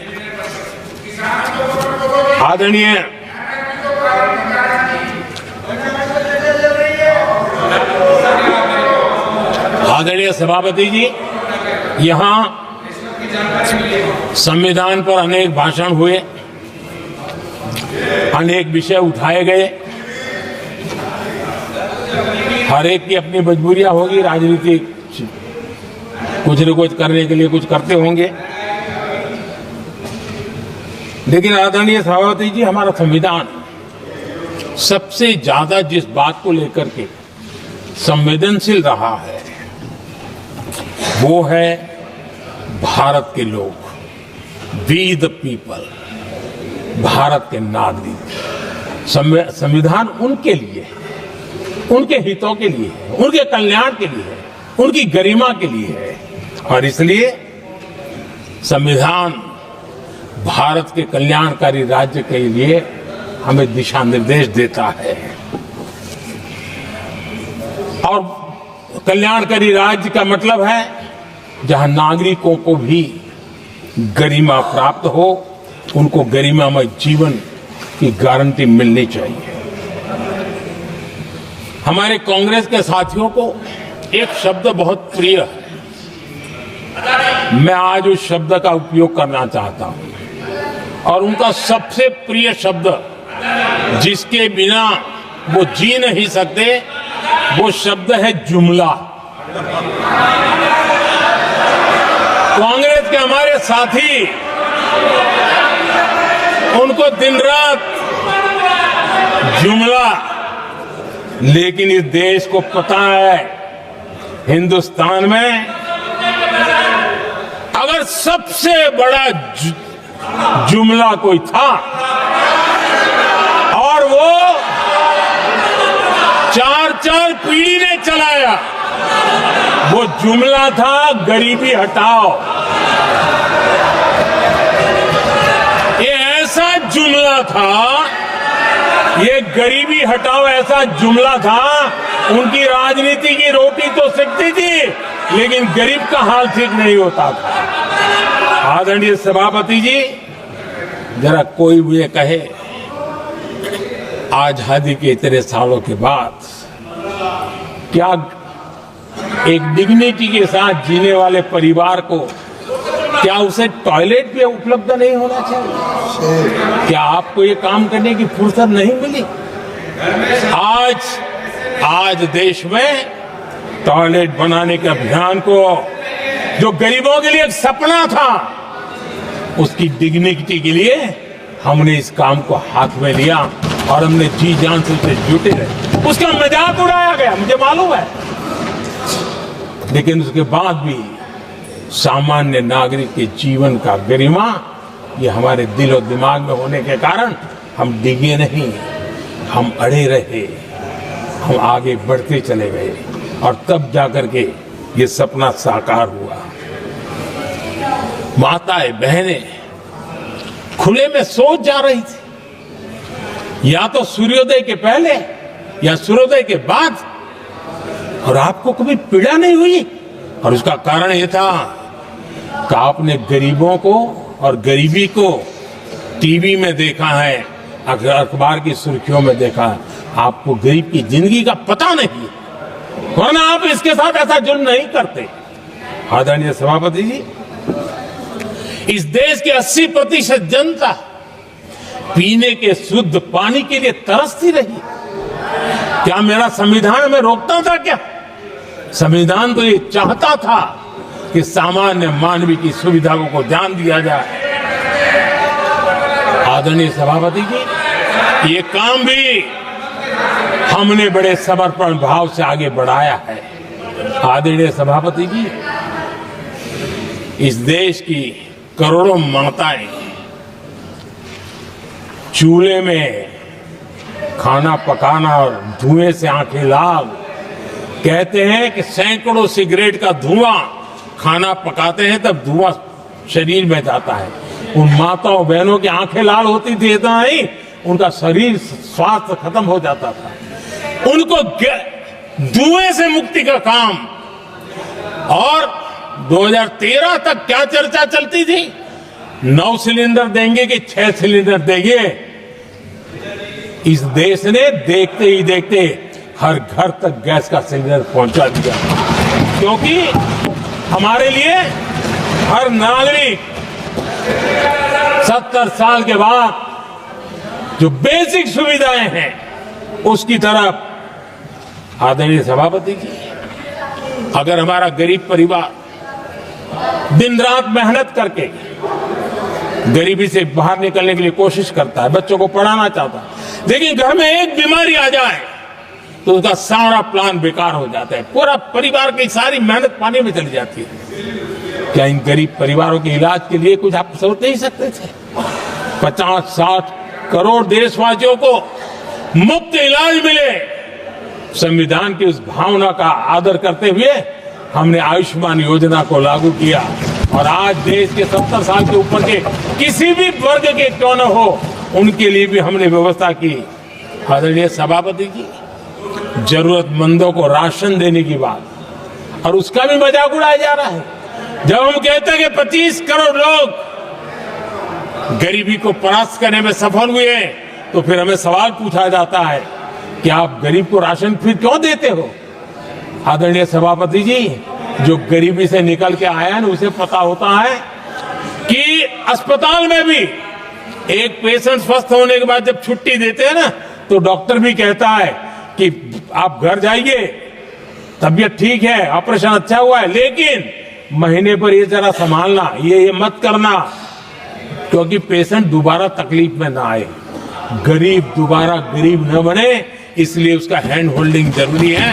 और इसलिए हम मुफ्त राशन दे रहे हैं। उसकी मजाक मत उड़ाओ, क्योंकि हमें गरीबी से जो बाहर निकला है उसको दोबारा गरीबी में जाने नहीं देना है, और जो अभी भी गरीबी में है उसे हमें गरीबी से बाहर लाना है। आदरणीय सभापति जी, हमारे देश में गरीबों का नाम पर जो जुमले चले, उसी गरीबों के नाम पर बैंकों का राष्ट्रीयकरण किया गया गरीबों के नाम पर। लेकिन 2014 तक इस देश के 50 करोड़ नागरिक ऐसे थे जिन्होंने बैंक का दरवाजा तक नहीं देखा था। आदरणीय सभापति जी, गरीब को बैंक में प्रवेश तक नहीं था, ये पाप आपने किया। और आज 50 करोड़ गरीबों के बैंक खाते खोल करके हमने बैंक के दरवाजे गरीबों के लिए खोल दिए। इतना ही नहीं, ये एक प्रधानमंत्री कहते थे कि दिल्ली से 1 रुपया निकलता है तो 15 पैसा पहुंचता है, लेकिन उपाय उनको आता नहीं था। उपाय हमने दिखाया। आज दिल्ली से 1 रुपया निकलता है, 100 के 100 पैसे गरीब के खाते में जमा होते हैं। क्यों? हमें बैंक का सही इस्तेमाल क्या करना, बैंक का सही उपयोग क्या करना। माननीय सदस्य मोबाइल नहीं देखें। आदरणीय सभापति जी, बिना गारंटी के ऋण देश के अंदर जिन लोगों को बैंक के दरवाजे तक जाने की इजाजत नहीं थी, आज स्थापित सरकार का संविधान के प्रति जो समर्पण है ना, आज बिना गारंटी वो बैंक से लोन ले सकता है। ये ताकत हमने गरीब को दी है। आदरणीय सभापति जी, गरीबी हटाओ का जुमला इसी के कारण जुमला बनकर के रह गया। गरीब को इस मुश्किल से मुक्ति मिले, ये हमारा बहुत बड़ा मिशन है और ये हमारा संकल्प है, और हम इसके लिए दिन रात एक कर रहे हैं। जिनको कोई नहीं पूछता, इनको मोदी पूजता है। आदरणीय सभापति जी, दिव्यांगजन हर दिन संघर्ष करता हमारा दिव्यांगजन। अब जाकर के हमारे दिव्यांग को फ्रेंडली इंफ्रास्ट्रक्चर मिले, उसकी व्हीलचेयर आगे तक जाए, ट्रेन के डिब्बे तक जाए, ये व्यवस्था दिव्यांगजन के लिए करने का हमारे दिल में तब आया क्योंकि समाज के दबले कुचले वंचित लोगों की चिंता करना हमारे मन में था, तब हुआ। आदरणीय सभापति जी, आप मुझे बताइए, एक तो भाषा के नाम पर झगड़ा करना तो सिखा दिया आपने, लेकिन मेरे दिव्यांगजनों के साथ कितना अन्याय किया। जो हमारे यहां साइनेज लैंग्वेज जो है, साइन लैंग्वेज की जो व्यवस्था है, खास करके मूक बधिर के लिए, अब दुर्भाग्य ऐसा देश का कि असम में जो भाषा सिखाई जाए उत्तर प्रदेश में दूसरी सिखाई जाए, उत्तर प्रदेश में सिखाई जाए महाराष्ट्र में तीसरी सिखाई जाए। हमारे दिव्यांगजनों के लिए एक साइन लैंग्वेज का होना बहुत जरूरी था। आजादी के 7 दशक बाद भी उनको उन दिव्यांगजनों की याद नहीं आई। एक कॉमन साइन लैंग्वेज बनाने का काम हमने किया, जो आज देश के मेरे सभी दिव्यांग भाई बहनों के लिए काम आ रही है। आदरणीय सभापति जी, गुमंतु और अर्ध गुमंतु जन समूह, समाज का इसके ऊपर पूछने वाला नहीं था। उनके कल्याण के लिए वेलफेयर बोर्ड बनाने का काम हमने किया, क्योंकि संविधान की प्राथमिकता है लोग, हमें उसको दर्जा देने का काम किया है। आदरणीय सभापति जी, हर कोई रेहड़ी पटरी के लोगों से जानता है, हर मोहल्ले में, हर इलाके में, हर फ्लैट में, हर सोसाइटी में सुबह होते ही वो रेहड़ी पटरी वाला आकर के मेहनत करके और लोगों का जीवन चलाने में मदद करता है। उसको बेचारे को 12-12 घंटे काम करे, रेहड़ी भी किसी से किराए पर ले ले, किसी से ब्याज से पैसा ले, किसी से सामान खरीदे, शाम को ब्याज खाओ पैसा ले जाए, बड़ा मुश्किल से अपने बच्चों के लिए ब्रेड का टुकड़ा ले जा सके। ये हालत थी। ये हमारी सरकार ने है रेहड़ी पटरी वालों के लिए स्वनिधि योजना बना करके बैंक से उनको बिना गारंटी लोन देने का शुरू किया, और आज उसके कारण, वो स्वनिधि योजना के कारण वो तीसरे राउंड तक पहुंचा है और अधिकतम लोन बैंक से उसको सामने से मिल रही है। उसकी प्रतिष्ठा का और उसका विस्तार हो रहा है, विकास भी हो रहा है। आदरणीय सभापति जी, इस देश में हम में से कोई ऐसा नहीं होगा जिसको विश्वकर्मा की जरूरत न पड़ती हो। समाज की व्यवस्था की एक बहुत बड़ी व्यवस्था बनी थी, सदियों से चली आ रही थी, लेकिन वो विश्वकर्मा साथियों के लिए कभी पूछा नहीं गया। हमने विश्वकर्मा के कल्याण के लिए योजना बनाई, बैंक से लोन लेने की व्यवस्था की, उनको नई ट्रेनिंग देने की व्यवस्था की, उनको आधुनिक टूल देने की व्यवस्था की, नई डिजाइन से काम बनाने की चिंता की, और उसको हमने मजबूत बनाने का काम किया। आदरणीय सभापति जी, ट्रांसजेंडर, जिसको परिवार ने धुतकार दिया, जिसको समाज ने धुतकार दिया, जिसकी कोई चिंता करने वाला नहीं था, ये हमारी सरकार है कि इसको भी भारत के संविधान ने हक दिए हैं। उस ट्रांसजेंडर के अधिकारों के लिए कानून और व्यवस्थाएं बनाने का काम किया। उनको गरिमापूर्ण जीवन मिले, उनके अधिकारों की सुरक्षा के लिए हमने काम किया। आदरणीय सभापति जी, हमारे आदिवासी समाज इतनी सारी बातें करते, मुझे तो याद है मैं जब गुजरात का मुख्यमंत्री बना तो हमारे यहाँ उमरगांव से अंबाजी तक एक पूरा बेल्ट, गुजरात का पूर्वी हिस्सा पूरा आदिवासी बेल्ट, और एक कांग्रेस के मुख्यमंत्री आदिवासी रह चुके थे। इतने सालों के बाद भी उस पूरे इलाके में एक भी साइंस स्ट्रीम की स्कूल नहीं थी। मेरे आने से पहले एक भी साइंस स्ट्रीम की स्कूल नहीं थी। अगर साइंस स्ट्रीम की स्कूल नहीं है तो कितनी आरक्षण की बातें करो, वो बेचारा इंजीनियर और डॉक्टर कैसे बन सकता है। ये मैंने उस इलाके में काम किया और वहां साइंस स्ट्रीम की स्कूलें, आपको वहां यूनिवर्सिटीज बन गई है। लेकिन यानी राजनीति की चर्चा करना, संविधान के अनुरूप काम न करना, ये जिनकी सत्ता भूख है ना, उसका हमने आदिवासी समाज में भी जो अति पिछड़े लोग हैं, और उसमें मैं राष्ट्रपति जी का आभार व्यक्त करता हूं, उन्होंने मेरा काफी मार्गदर्शन किया।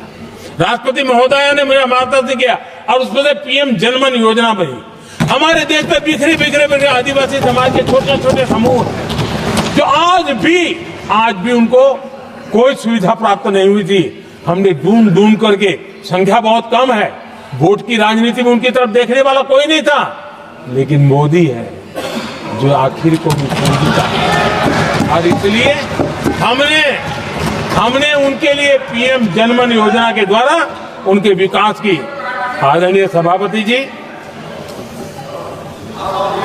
जैसे समाजों में उनके विकास संतुलित होना चाहिए, पिछड़े से पिछड़ा व्यक्ति को भी संविधान अवसर देता है, जिम्मेवारी भी सरकार को देता है, उसी प्रकार से कोई भी विभाग भी, कोई हमारा ज्योग्राफिकल इलाका भी वो पीछे नहीं रहना चाहिए। और हमारे देश में किया क्या, 60 साल के दरमियान 100 डिस्ट्रिक्ट आइडेंटिफाई करके कह दिया कि ये तो बैकवर्ड डिस्ट्रिक्ट है।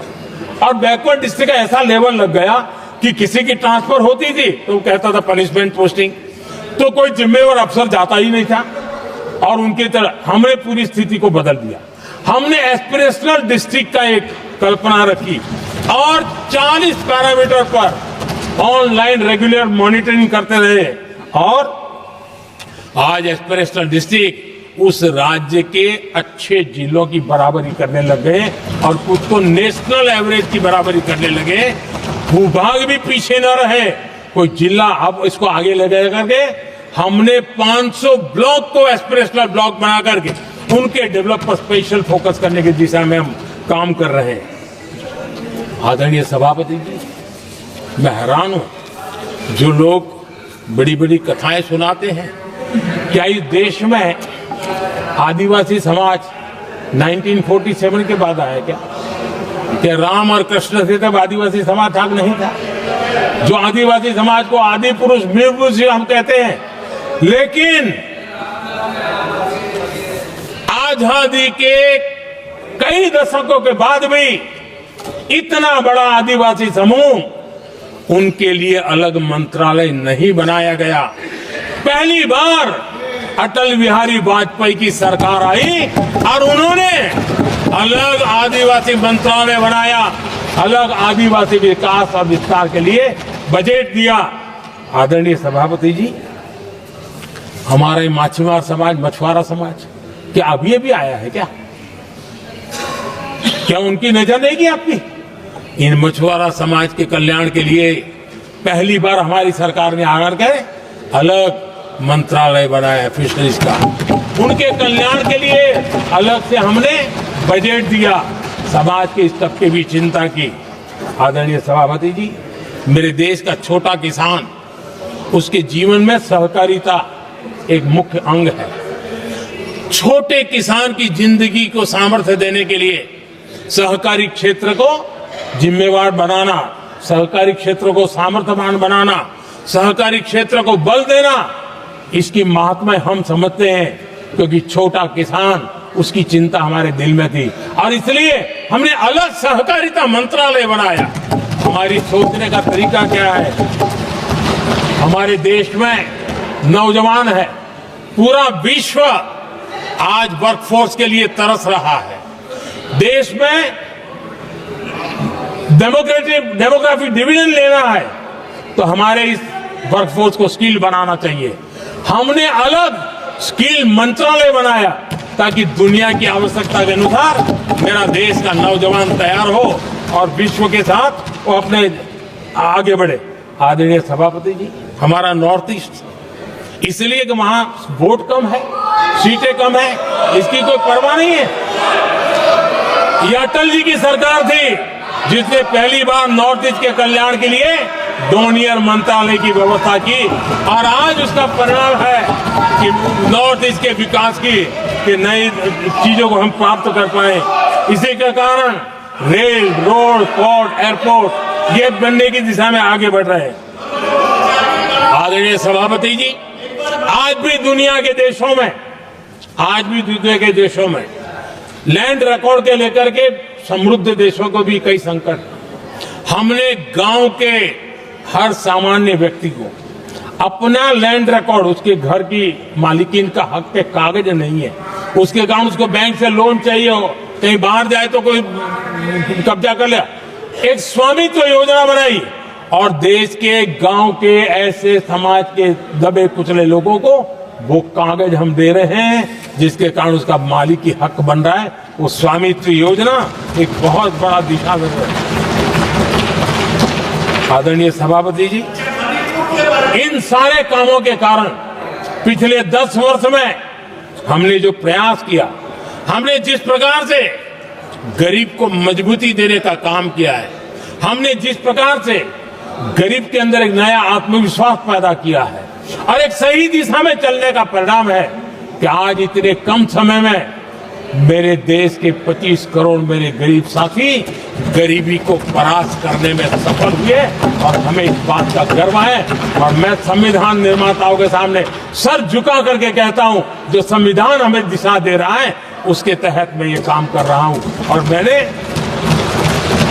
आदरणीय सभापति जी, जब हम सबका साथ सबका विकास की बात करते हैं, वो नारा नहीं है, वो हमारे आर्टिकल ऑफ फेथ है। और इसलिए हमने सरकार की योजनाएं भी बिना भेदभाव को चलाने की दिशा में काम किया है और संविधान हमें भेदभाव की अनुमति नहीं देता है। और इसलिए हमने आगे चल करके कहा है सैचुरेशन, जिसके लिए जो योजना बनी है उसका लाभ उन लाभार्थी को 100% लाभार्थी को मिलना चाहिए। ये सैचुरेशन अगर सच्चा सेकुलरिज्म कोई है ना, तो ये सेचुरेशन में है। सच्चा सामाजिक न्याय अगर किसी में है, तो ये सेचुरेशन 100%, 100% उसको बेनिफिट जिसका हक है मिलना चाहिए, बिना भेदभाव के लिए मिलना चाहिए। तो ये भाव लेकर के हम सच्चे सेकुलरिज्म को और सच्चे सामाजिक न्याय को लेकर के जी रहे हैं। आदरणीय सभापति जी, समाधान के हमारे एक और स्पिरिट भी है और हमारे देश को दिशा देने का माध्यम, देश को का चालक बल के रूप में राजनीति केंद्र में रहती है। आने वाले दशकों में हमारा लोकतंत्र, हमारी राजनीति की दिशा क्या होनी चाहिए, आज हमें मंथन करना चाहिए। आदरणीय सभापति जी, कुछ दलों की राजनीतिक स्वार्थ और सत्ता का भाव, मैं जरा उनसे पूछना चाहता हूं, क्या वे कभी अपने आप को, और मैं सभी दलों के लिए कह रहा हूं, उधर और इधर ये मेरा विषय नहीं है, ये मेरे मन के विचार है जो मैं इस सदन के सामने रखना चाहता हूं, कि इस देश में योग्य नेतृत्व का अवसर मिलना चाहिए नहीं। जिनके परिवार में कोई राजनीति में नहीं है, क्या उनके लिए दरवाजे बंद हो जाएंगे? क्या देश को, लोकतंत्र के स्पिरिट को परिवारवाद ने गहरा नुकसान किया है कि नहीं किया है? क्या परिवारवाद से भारत के लोकतंत्र की मुक्ति का अभियान चलाना ये संविधान के तहत हमारी जिम्मेवारी है कि नहीं है? और इसलिए समानता के सिद्धांत की बात कहें, अवसर की बात कहें, हिंदुस्तान के हर किसी को, और जो परिवारवादी राजनीति है उनकी धुरी ही परिवार होता है, सब कुछ परिवार के लिए।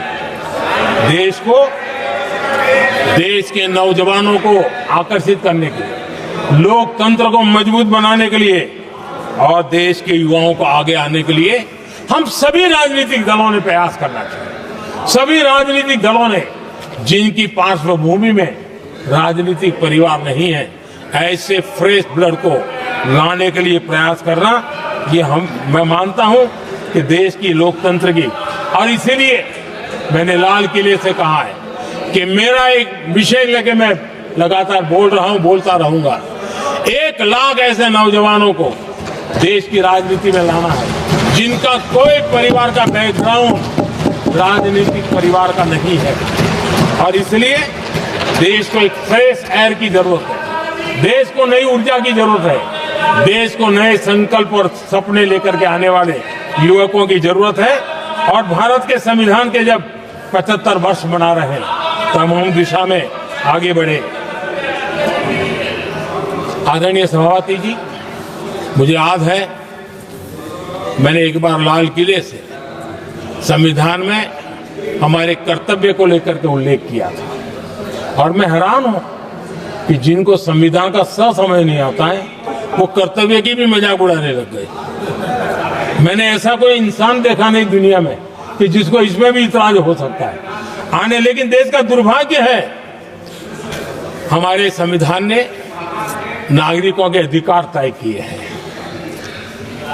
लेकिन संविधान को हमसे कर्तव्य की भी अपेक्षा है। और हमारी सभ्यता का सार है धर्म, ड्यूटी, कर्तव्य, ये हमारी सभ्यता का सार है। और महात्मा गांधी जी ने कहा था, महात्मा जी का कोट है, उन्होंने कहा था, मैंने ये अपनी अशिक्षित लेकिन विद्वान मां से सीखा है कि हम अपने कर्तव्यों को जितना अच्छे से निभाते हैं, उसी से अधिकार निकल करके आता है। ये महात्मा जी ने कहा था। मैं महात्मा जी की बात को आगे बढ़ाता हूं और मैं कहना चाहूंगा, अगर हम अपने मौलिक कर्तव्यों का पालन करें तो कोई भी हमें विकसित भारत बनाने से नहीं रोक सकता। संविधान का 75वां वर्ष कर्तव्य के प्रति हमारे समर्पण भाव को, हमारी प्रतिबद्धता को और ताकत दें, देश कर्तव्य भावना से आगे बढ़े, ये मैं मानता हूं समय की मांग है। आदरणीय सभापति जी,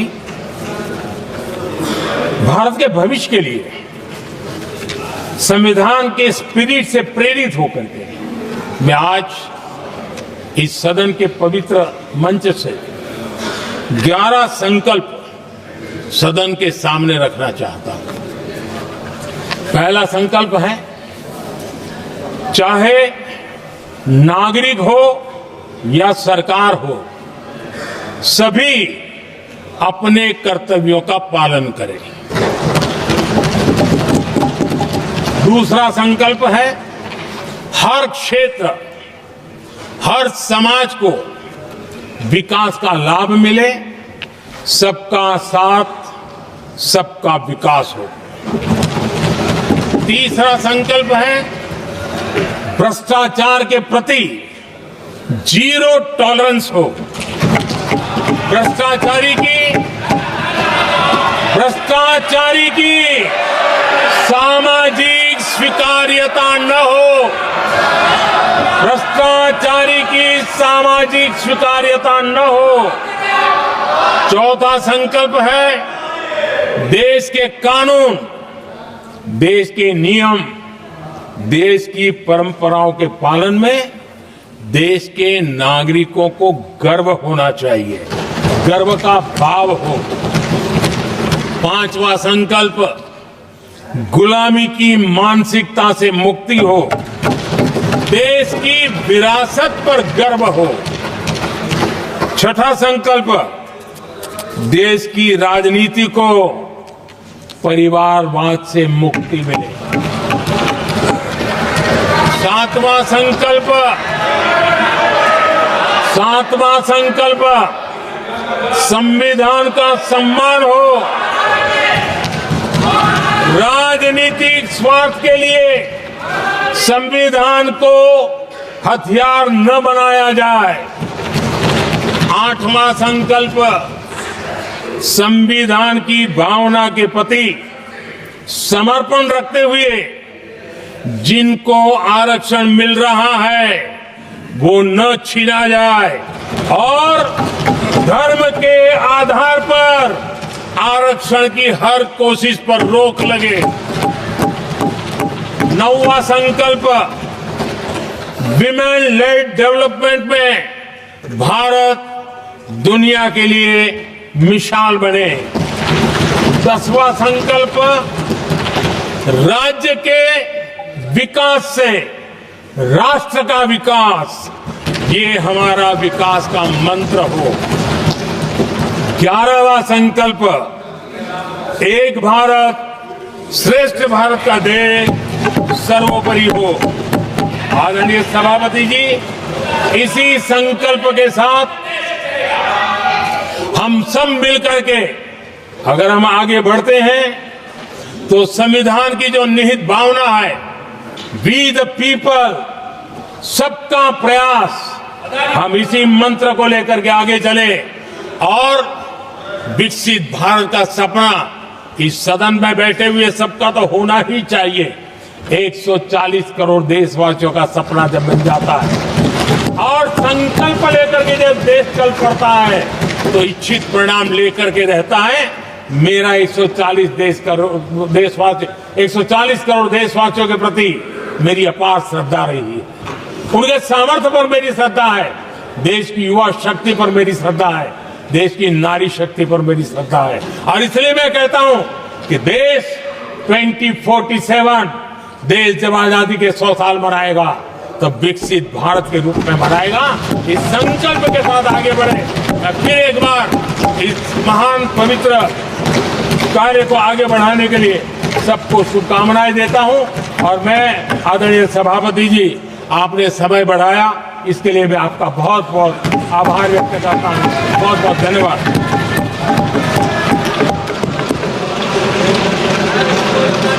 सभा की कार्रवाई